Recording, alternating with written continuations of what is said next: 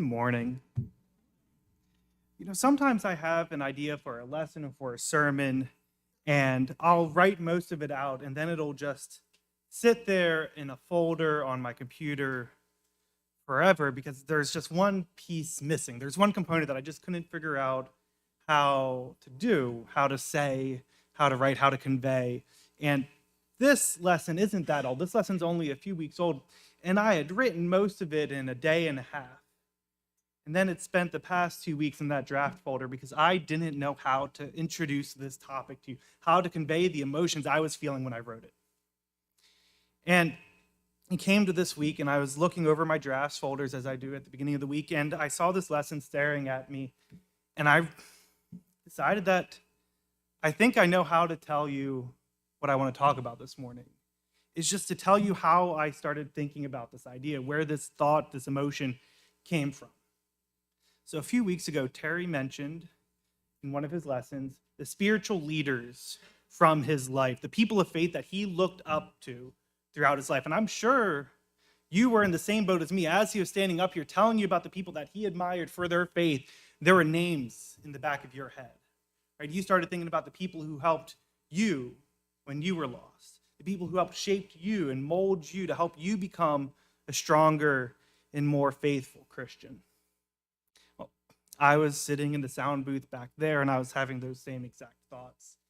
And there are people here in this room today that I can name, but I can't talk about you, at least not the entire time. That would be a little odd. But there's a name that stood above the rest.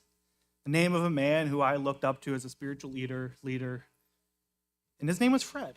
You see, there was a time where I was younger, hard to believe, and dumber, even harder to believe. I was also skinnier, but that's easier to believe. I was a student at Freed-Hardeman University. It was about 4:30 in the morning. I had woken up early to work on my Greek homework because I couldn't have been bothered to do it the night before because, like I said earlier, I was younger and I was dumber. And 4:30, 5 o'clock in the morning, I see an email come across my computer screen, and it's a small church about 40 minutes from Freed-Hardeman looking for a youth minister. And it was 4:30 in the morning, and you don't think things through at 4:30 in the morning. At least I don't. So without reading one bit of the words on my computer screen, I sent a resume and said, okay. Later that afternoon, I got a call from an elder at that small country church, and I ended up meeting with them, talking with them, and ended up working for that church for a little over 3 years. And that elder's name was Fred. Fred was a grandfather and a father. He was an uncle. He was a friend. He was a friend to more people than I could ever name. And Fred left this earth earlier than I would have preferred. But when he left this earth, he left his little plot of land far different from when he found it. Fred was a sod farmer. Fred, throughout his life, farmed all sorts of things, but when I knew him, it was sod. And to an outsider, somebody who didn't know him, they would see this older gentleman, and they'd probably think he was nothing more than a simple farmer. But Fred was more than that. And Fred was elegant in speech. His words never missed their mark. But the greatest lessons I learned from this man were not from the words he said, but the things that he showed me through his actions. You see, I said I was younger and dumber, and this was my first time working in ministry of any kind. And I think that puts you at an exceptional risk for the temptations and the lies of the devil. And there are temptations and lies that I still know, and I knew at the time were not true, and yet they were so strong that in the moment, I might have lived like they were. You see, I think often we fall into a trap. That the spiritual gifts, the blessings that God gives us are for us. That they're mine. That they're for us to use for our own spiritual faith, for our own walk in life, to help us get to heaven. And that is part of it. God does give us blessings to help us on our own spiritual walk. You see, when I met Fred, in just one day of watching this man, you would be reminded of how foolish and how selfish of a religion that is. To view these spiritual gifts of God as something for just yourself. Because Fred was wise and kind and peaceful and loving, and he gave. gave to his community in ways that I could never imagine. He took every spiritual gift that God gave him, every blessing that God had bestowed upon him, and he didn't use it for himself. He used it so that when he left this earth, his little plot of land in the middle of nowhere, Tennessee, looked just a little bit more like heaven when he left. And that's what I wanted to talk about this morning. I wanted to talk about the times in which God gives us spiritual gifts, where he gives us these blessings, where he gives us commandments. And they're not just for us to take and hoard and use greedily, but he gives them to us so that we can make our earth, our community, our place in which we dwell, look just a tiny bit more like heaven, like the end destination, like the goal, so that we can reflect the realm of the Creator here on earth. And the first one that comes to mind for me is wisdom. In James chapter 1, verse 5, it says, "If any of you lacks wisdom, let him ask God, who gives generously to all without reproach, and it will be given to him." And then later on, James writes in chapter 3, verses 17 and 18, "But the wisdom from above is first pure, then peaceable, gentle, open to reason, full of mercy and good fruits, impartial and sincere. And a harvest of righteousness is sown in peace by those who make peace." In verse 17, James presents a detailed description of the characteristics of what this pure, undefiled, godly wisdom looks like. It's pure, it's from divine origin, it is peace-loving, it shows its tendency to avoid conflict, to seek harmony, to reach out for love. It is considerate and submissive and full of mercy and good fruit. And that type of wisdom is far different from what we might call wisdom in the world today, where wisdom in the world today is about, what can I know? What can I learn to influence my decisions to get me to where I need to be? This wisdom isn't like that. It is peaceful and gentle and open to reason and full of mercy and good fruit. And those characteristics, if you're looking at them and you looked at them the same way I did when I first read them, you'd realize that those qualities don't look like earth. Those qualities don't look like what we see in the world today. Those qualities look like what heaven is supposed to be like. They look like God. They are characteristics in which God the Father finds valuable and important. And the wisdom from above is all of those things. In verse 18, it talks about the peaceful harvest of righteousness that comes from living out these values. This metaphor of sowing and reaping not only emphasizes that there is a process of growth, that it doesn't always come all at once, but it shows the positive, tangible response, the outcome that you receive when you live according to heavenly wisdom. And heavenly wisdom is one of those things where at first it's hard to define. What is it? What does it mean? And then I think it's easier to view when you don't try to define what it is, but you try to define how it's supposed to be used. See, heavenly wisdom is supposed to be used in personal relationships, choosing peace over conflict, showing consideration, showing mercy, showing love towards others, being honest with one another in our interactions. It's supposed to be shown in our places of work, in the world, making decisions that prioritize what is right rather than what is efficient. What is the good thing to do rather than what might be easier? What helps more people rather than hurts others? It's supposed to be used in our walks in society, in the world, advocating for peace and for love and for justice, prioritizing and promoting and engaging in acts of kindness and generosity, contributing to good rather than evil. That is what wisdom is and what wisdom is for. Heavenly wisdom isn't just for us to take and to hoard and to sit on and use for our own spiritual walks, but it's for us to share, to use to make the earth look just a little bit more like heaven. In Philippians chapter 4, verse 9, it says, "What you have learned and received and heard and seen in me, practice these things, and the God of peace will be with you."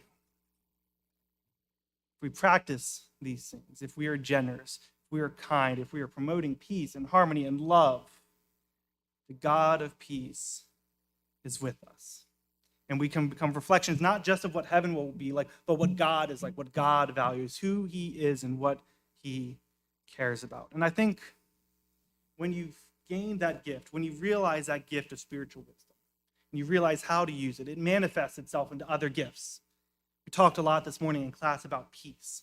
What is the peace of God? And I think peace is a gift we are meant to share. In John chapter 14, verse 27, it says, "Peace I leave with you, my peace I give to you. Not as the world gives, do I give it to you. Let not your hearts be troubled, neither let them be afraid." Jesus offers a promise of peace to his followers, distinguishing it, saying it's different. It's not like the peace that the world is going to offer you. It's not that feel-good, lovey-dovey peace where you don't have to care. It's a peace that is within you, that will not let your hearts be troubled, will not let you live in fear. And this morning when we talked about this peace, we talked about what is this peace of God, and we sat down and we talked about it and we tried to define it, and we came to the conclusion that the peace of God is knowledge. It's knowledge that as we walk on this earth, that things are going to be bad. Things are going to hurt. Things are going to be inconvenient. We're not going to love every single thing that happens to us. But it's the knowledge of knowing that at the end of the day, God is in control, that God's hand is in every instant part of our life. And at the end of the day, when it comes time to rest our heads for the last time, that all the trials and tribulations and suffering that we went through do not even begin to compare to the promise of eternal life. That this peace of God we have, is how we live with the knowledge that there is something better in this world. That after we leave this earth, something better comes. So it's fearlessness, and it's a lack of anxiety, inner tranquility. It's relationships that are built on harmony, and it's comfort, it's love, it's affection. But it's more than that. The way in which we show our peace to the world is by giving it to other people, by inviting others to take part in this peace, because it doesn't do the world a whole lot of good if the 150 of us in this room this morning, it's just 150 of us in Stewart, Florida, who feel peace, who feel at ease, who feel comfort in knowing that there's going to be a day in which these sufferings don't matter. Doesn't do Stewart, Florida a lot of good if it's just us who feel that. But when it begins to change, when it begins to reflect something bigger, is when we share that peace with others, where we share this gospel message, where we share the truth, and the rest of the world around us begin to realize this peace.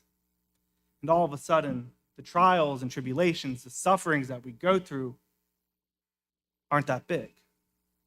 And the trials and tribulations and the sufferings that those around us go through aren't that big. And we start to live a different way. Colossians chapter 3, verse 15, it says, "And let the peace of Christ rule in your hearts, to which indeed you are called in one body, and be thankful." And we talked about that this morning. We talked about that one body.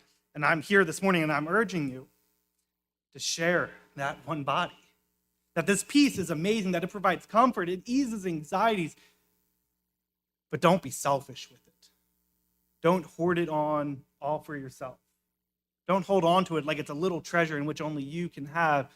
Share it with the world, because that's the only way in which this peace matters. Is when you manifest it and allow it to be shared with other people. And I think with peace, with wisdom comes peace, and with peace comes love.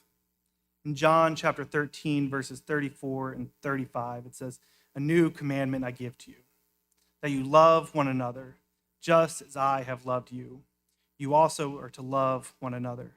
By this, all people will know that you are my disciples, if you have love for one another." Jesus gives his disciples a commandment. And we don't often look at commandments as gifts, right? You walk into work and your boss says, "I need you to do this." You don't typically go, "Thank you so much for this present. Thank you so much for this gift. I appreciate it." And yet, when it comes from Jesus, you know that this commandment is tied with a gift, with a present, with something good. Because by this, all people will know that you are his and have love for one another. And this love, we've talked about this love all the time. This love isn't just a feel-good emotion. It's not just an emotion at all, but it's an action. Right? Love is in action, and this action has an effect on the world. The context of this commandment that Jesus is giving is significant, right? He shared these words with his disciples at the Last Supper, just before his crucifixion, just before his sacrifice for others, just before he chooses to redefine what the verb love means, what it looks like. He sat down with them that night and he told them all sorts of things, and yet one of the things he found important to emphasize that they needed to hear in that moment was to remember love. Remember to love one another, because that is the mark that you belong to God. That is how people are going to recognize you, and that you love one another. And when we love, when we share this love of God, which is so much deeper than just an emotion, it's sacrificial love. We talked about it this morning. Putting others above the self. Letting yourself be second or third or fourth or fifth or last in order to exalt and lift up somebody else. It's humility, it's meekness, it's sacrifice. This love has an effect on the world that can change it. Right? It builds compassion. It changes your communities. When love motivates us to care, not only do we reflect Jesus' own ministry, but we take part in it.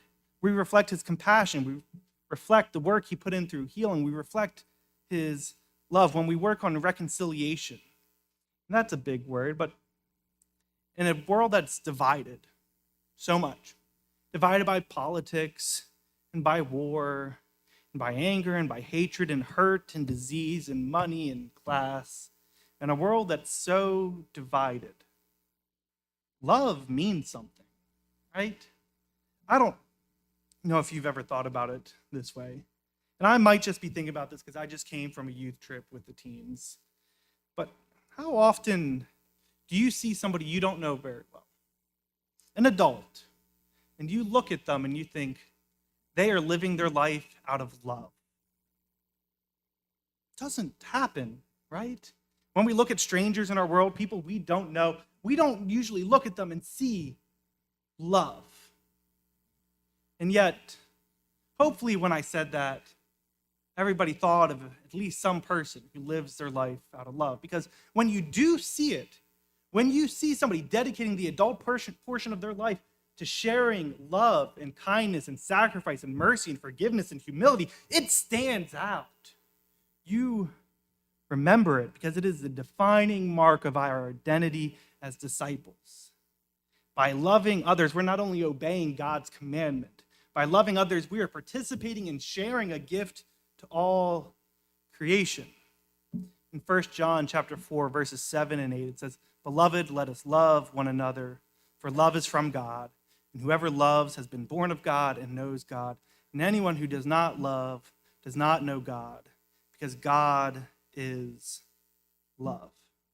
See, when we have heavenly wisdom, and that leads us to peace, and we share that peace in the form of love, it changes the world, and it makes us stand out.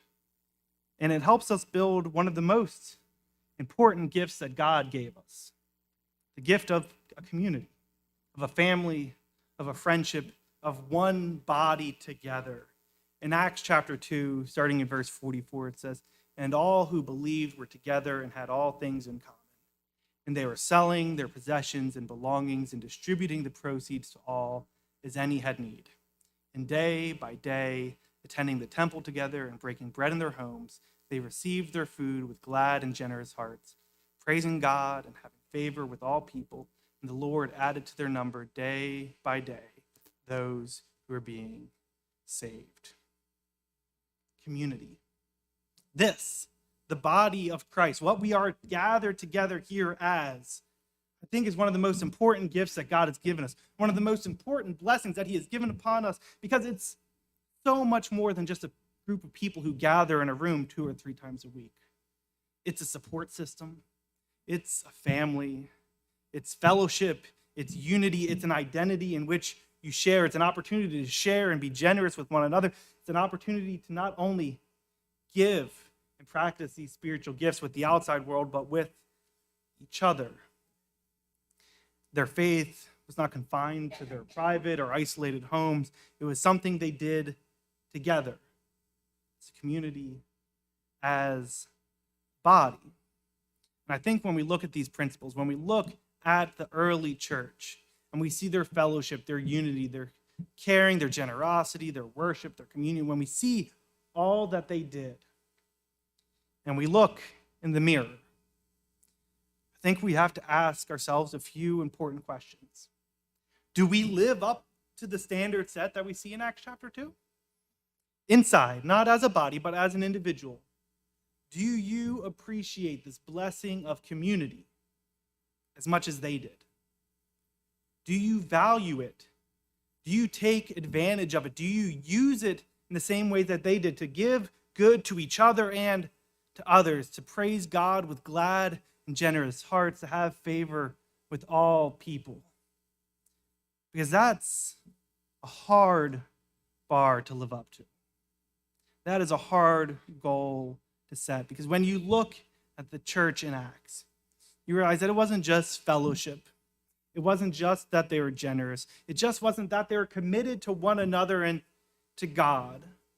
It's that they took all of these spiritual gifts, this wisdom, this peace, this love, this community, and they used it to live joyfully and to live mission-minded, to use these gifts to benefit one another and to benefit the outside world in order to, and again, this is the key point, we've come back to at every single topic, is that in order to share this gift with the rest of the world, to invite other people to be a part of this body, of this community, of this church.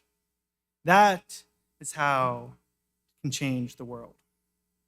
In Hebrews chapter 10, verses 24 and 25, and let us consider how to stir up one another to love and to good works, not neglecting to meet together, as is the habit of some, but encouraging one another, and all the more as you see the day drawing near.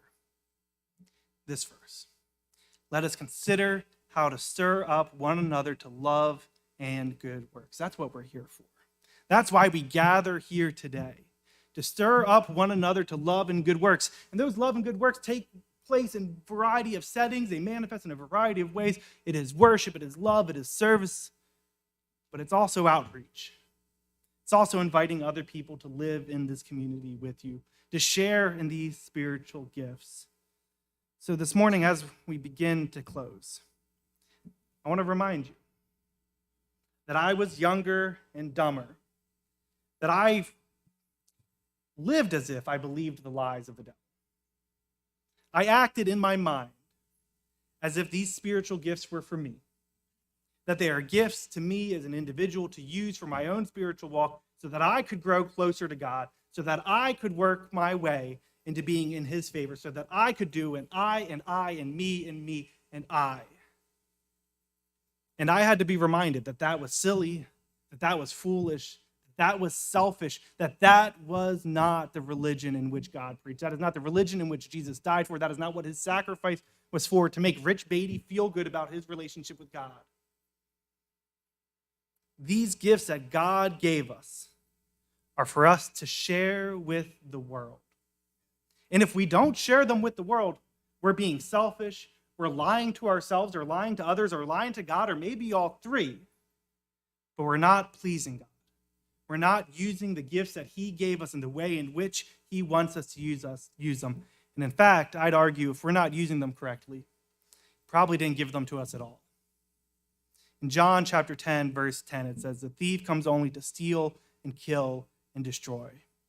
I came that they may have life and have it abundantly." And that life there that we are given, that Jesus came and died for, we talk about that life so much as solely the spiritual life that comes after. That when we die, Jesus died so that we have the opportunity to go to heaven and be with God the Father. And that is the reward. That is hopefully the end destination for everyone here. But that's not all there is to life. See, there's a life we still have to live here on this earth. And God has given us the tools and the resources to change that life for the better. To make it look just a little bit more like the end destination. To make earth look just a little bit like heaven. And if we commit to doing this, if we commit to following these practices, to sharing these gifts, our little pocket of Stuart, Florida, could eventually change, could begin to grow, could have a larger Christian community here, and in the end, look just a little bit more like heaven than it did when we got here. So if you're here this morning and you're not a part of that community, if you've not received these spiritual blessings, if you do not have the wisdom and the love and the peace and the community that comes with following God, I encourage you to change that. I encourage you to turn away from the old self, put the old man to death, and be resurrected in the new, to be baptized into Jesus' death, burial, and resurrection as you come out of that water, to live a life filled with spiritual blessings that are given us to share, to live your life for the one person, for the one being who can change the destiny of all creation. If you're already a Christian and like me have fallen at times, have made mistakes, have fallen for the lies of the devil, the tricks and the temptations, you began to believe these selfish lies, I don't think anyone in this room would judge you. They're easy to believe. They're easy to fall for. And it's easy to not even realize you're doing it. But if you have and you need the prayers of the congregation, that you need the love and support and wisdom of people who care about you and who care about your salvation, who care about your soul and your relationship with God, you can come forward. There are plenty of shoulders to cry on, hands to hold, people to pray with, a lot of people to love all over you in a way that only a body of Christ can. If there's any way that the church here in Stewart